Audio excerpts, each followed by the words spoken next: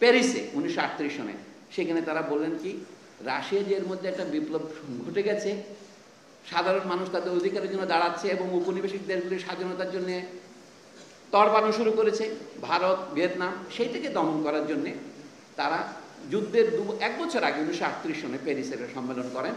এবং সেখানে তখনই তারা বলছে কি, এখন এই রাশিয়ানরা যে কাজটা করছে এটা সাংঘাতিক বিপজ্জনক, প্রাইভেট প্রপার্টির বিরুদ্ধে এটা সাংঘাতিক হুমকি স্বরূপ।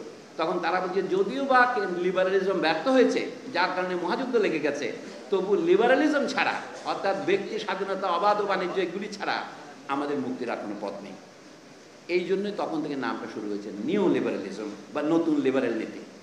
তারপর দ্বিতীয় মহাযুদ্ধ শেষ হওয়ার পর 1945 সনের শেষে আপনার সুইজারল্যান্ডের একটা শহরে নাম মোপেরলান, এই শহরে একটা সারা সম্মেলন করে, তখন থেকে এই কথা চালু হয়েছে। আমরা এখনও সেখানে আছি। আমি বলছি বর্তমান পৃথিবীতে এখনও পৃথিবীর যে প্রধান বিভাগ, শিল্পায়িত দেশ এবং আমাদের মতো দেশ যারা শুধু গার্মেন্টস রপ্তানি করতে পারি, এই বিভাজন তো চালু রয়েছে।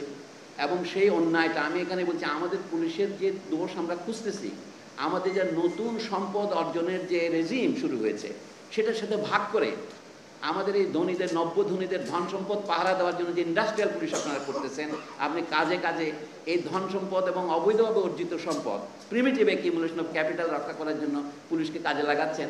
সেইটার উপরে কোনো হাত না দিয়ে, কোনো সংস্কার না করে, অল্টারনেটিভস টু দ্য পুলিশ না খুঁজে, মানে অল্টারনেটিভ টু দ্য পুলিশ হচ্ছে পিপল, জনগণ, আপনি তো কোনো সমস্যার সমাধান করতে পারবেন না। আমরা যদি শুধুমাত্র ঘটনার সার্ফেসের মধ্যে একটু আছড়াতে থাকি, সেটা কি হবে? চুলকানো হবে, আপনি মলম লাগাবেন। এটা হলো কিসের চিকিৎসা? লক্ষণের চিকিৎসা, আলামতের চিকিৎসা। ও কোন মূল সমস্যা যাবে না। আমি পুলিশ কমিশনকে বলছি না যে তাদের টার্মস অফ রেফারেন্সের বাইরে তারা যেতে পারবেন না, কিন্তু আমরা এই সংস্কার কমিশনগুলি করেছি। আমাদের এখানে সম্পদ অর্জনের যে অবৈধ পদ্ধতি, আমরা বলে বৈধতা পূর্ববর্তী পদ্ধতি, সেটা কোনো অ্যাড্রেস না করে আপনি পুলিশের সমস্যার সমাধান করতে পারবেন না। কারণ পুলিশ রাষ্ট্রের শুধু অংশ নয়। এখন আমি শেষ কথায় আসছি, পুলিশ হচ্ছে আমাদের সমাজের অংশ।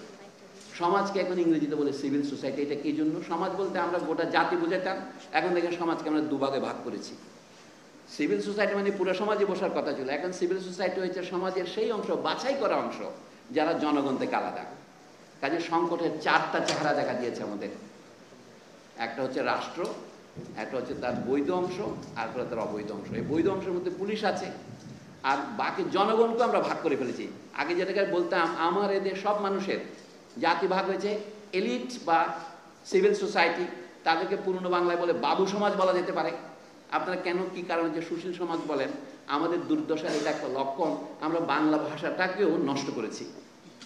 সিভিল সোসাইটির অনুবাদ যারা সুশীল সমাজ করেছে, এটা আগের দিনের রাষ্ট্রপতির বক্তৃতা পর্যন্ত ব্যবহৃত হতে আমি দেখেছি।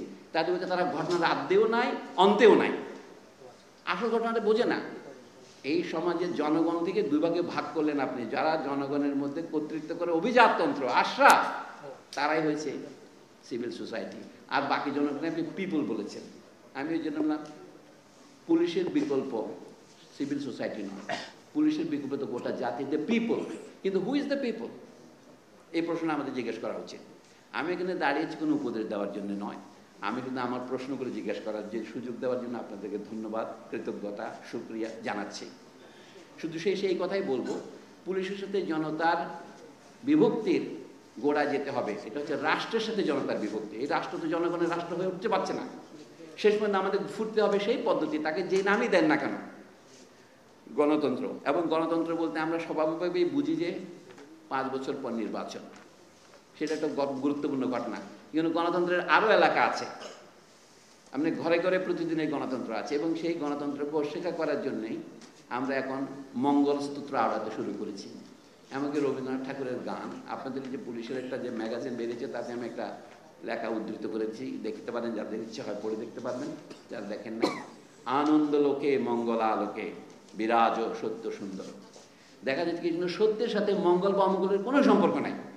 অথচ রবীন্দ্রনাথ ঠাকুরের গানের যে মাদকতা, তাতে আমরা ওইটা বিস্মৃত হয়েছি। এইটাই আমি বলছি ফ্যাসিবাদের ভিত্তি, যেখানে মানুষকে চিন্তায় উদ্রিক্ত না করে, সত্যকে আলিঙ্গন করার সাহস না দিয়ে, তাকে শুধু মঙ্গল আর সুন্দরের আবরণে আচ্ছন্ন করে রাখে। এটা হচ্ছে